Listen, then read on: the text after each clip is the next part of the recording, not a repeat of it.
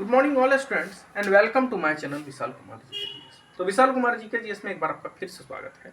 जैसा कि हम प्रत्येक दिन आपके पास नई नई जानकारी लेकर आते रहते हैं और आज हम फिर एक नई जानकारी के साथ आपके बीच हाजिर हुए हैं और फिर श्रृंखला है कंपटीशन में जुड़े हुए एग्जाम की। जी हाँ, वैसे प्रश्न को हम आपके पास प्रत्येक दिन लेकर आते रहते हैं जो एक बार नहीं, दो बार नहीं, हर बार बड़े बड़े प्रतियोगिता परीक्षा जैसे SSC, railway, MTS, BPSC, BSS, यहाँ तक यूपीएससी जैसे टफेस्ट एग्जाम में भी उस प्रश्न को एक बार नहीं, दो बार नहीं, बार बार दोहराया जाता है। तो आज का जो टॉपिक होगा मेरे बच्चों, आज का थोड़ा टॉपिक अलग है। टॉपिक इस प्रकार है, उपनाम, निकनेम, व्यक्तित्व, पर्सन। मतलब वैसे व्यक्ति जिनका उपनाम, जी नाम तो उनका है ही, उनका उपनाम क्या था। तो आज का टॉपिक इसी प्रकार है, पर्सन एंड निकनेम। चलिए, पहला है नंगा फकीर के नाम किसे कहा जाता था? नंगा फकीर।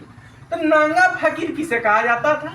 तो महात्मा गांधी को कहा जाता था। तो कहा जाता था महात्मा गांधी को कहा जाता था नंगा फकीर। दूसरा है लोकमान्य। लोकमान्य के नाम से किन्हें जाना जाता था? किस महापुरुष को लोकमान्य के नाम से जाना जाता था? तो लोकमान्य से नाम से जान किनको? बाल गंगाधर तिलक, उनका क्या नाम था? उपनाम लोकमान्य। चलिए, देशबंधु किसका उपनाम था? देशबंधु। देशबंधु किसका उपनाम था? तो चित्तरंजन दास। चित्तरंजन दास का उपनाम क्या था? देशबंधु। चलिए, अब है पंजाब केसरी। किसका उपनाम था? पंजाब केसरी। तो लाला लाजपत राय।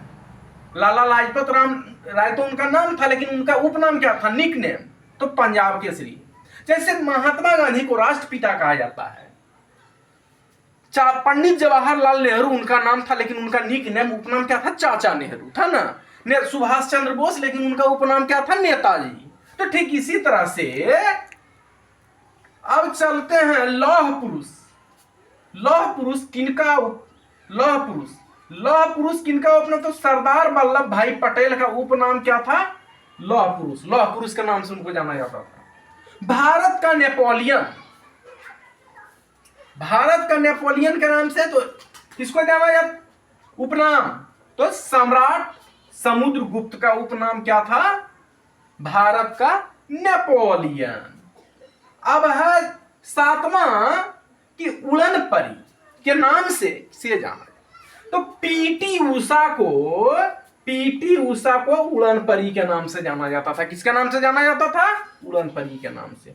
चलिए, अब बाबूजी। बाबूजी के नाम से किन्हें जाना जाता? तो जगजीवन राम। बाबूजी जगजीवन राम, क्योंकि जगजीवन राम का उपनाम था बाबूजी। चलिए, अब 8वां क्वेश्चन। 9वां था मिस्टर क्लीन के नाम से किन्हें जाना? Mister clean, Rajiv Gandhi. राजीव गांधी को मिस्टर क्लीन के नाम से जाना जाता था। किसके नाम से जाना जाता था? Mister clean. अब है 10वां और अंतिम क्वेश्चन, ममता की मूर्ति यानी काइंड्स ऑफ स्टैच्यू। तो मदर टेरेसा। ममता की मूर्ति मदर टेरेसा को कहा जाता था। ममता की मूर्ति किसको कहा जाता था? Mother Teresa.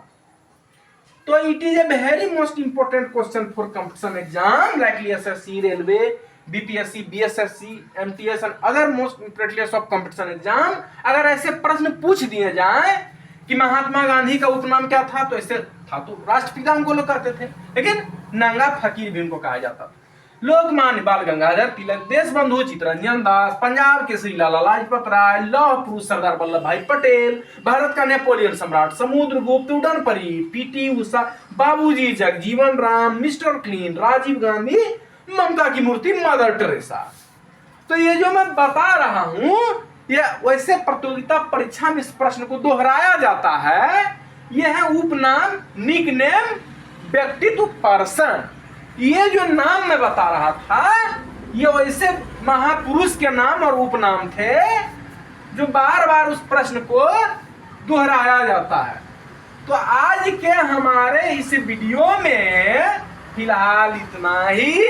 मैं मिलूंगा कल फिर एक नई जानकारी के साथ, एक नया। I meet you another days and next and new information. फिलहाल तो आज हमारे इस चैनल में इतना ही। जो भी स्टूडेंट प्रतियोगिता परीक्षा की तैयारी कर रहे हैं हमारे इस चैनल को देखें, लाइक करें, सब्सक्राइब करें, अपने अपने मित्रों को शेयर करें। मैं प्रत्येक दिन आपके पास नई नई जानकारी लेकर आता रहूंगा। तो आज फिलहाल विशाल कुमार जी के लिए इसमें इतना ही। तब तक के लिए धन्यवाद।